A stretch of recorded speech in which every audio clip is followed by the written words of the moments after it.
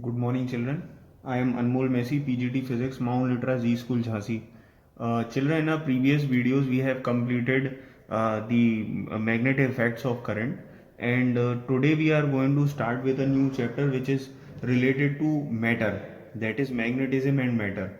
So basically, there are many materials which we find under the surface of the earth which has got magnetic properties, and when we segregate those material, so we come to know that there are three types of material. That is, when we classify those material on the basis of their properties, we'll find out that there are three types of material. One is diamagnetic, the second one is paramagnetic, and third one is ferromagnetic substance. Okay, but then before we start studying about these three materials and various properties of matter, we will also study various physical quantities which is related to magnetism and matter. That is, we will study various physical quantities which would help us in explaining the magnetism or maybe the magnetic properties of a matter. Okay, so the first physical quantity that we are going to discuss is magnetic flux.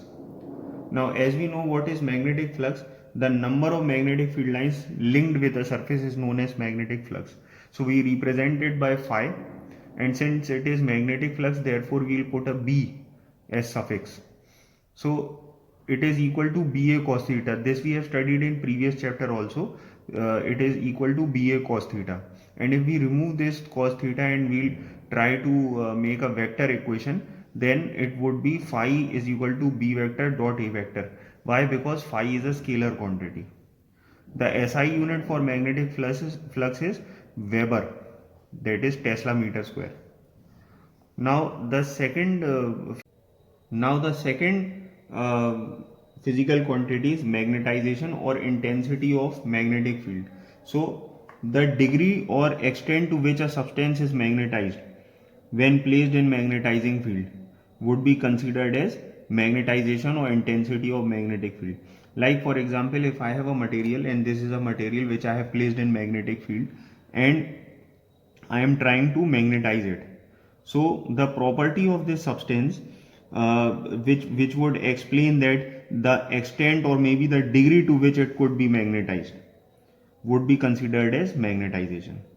Okay, so its expression is capital M. This is Qm by A.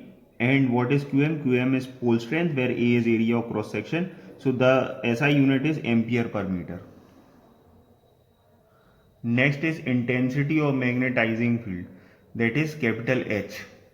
So the extent to which the magnetizing field can magnetize a substance is known as intensity of magnetizing field.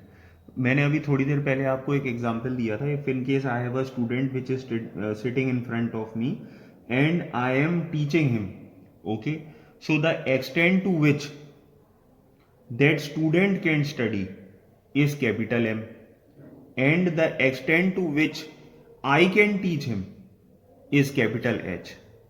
Okay, so M was the property of the substance and H is the property of the magnetizing field. Okay, so the extent to which the magnetizing field can magnetize a substance would be considered as H, that is intensity of magnetizing field. Its expression is B naught upon mu naught and its SI unit is ampere per meter. The fourth physical quantity is magnetic permeability, which is denoted by mu. Again, it is the property of the substance. Okay, so the extent to which magnetic field lines can enter a substance would be considered as magnetic permeability. एक substance अपने अंदर से कितनी magnetic field lines को जाने के लिए allow करता है, that would be considered as magnetic permeability. Okay, so its formula is mu is equal to B by H and its SI unit is Tesla meter per ampere.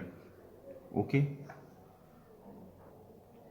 the next physical quantity is magnetic electric dipole. Now again, what is an electric dipole? We all know that two equal but opposite poles separated by distance 2L would be considered as an electric dipole, and dipole moment P is equal to 2QL.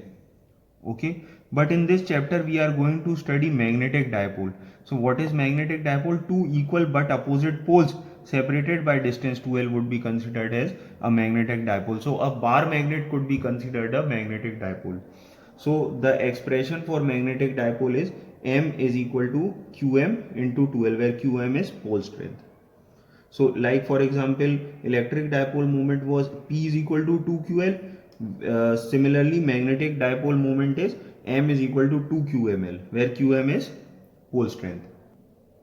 The next physical quantity is relative permeability. So this is just a ratio. It could be written like mu r is equal to mu upon mu naught. That is magnetic permeability upon magnetic permeability of free space.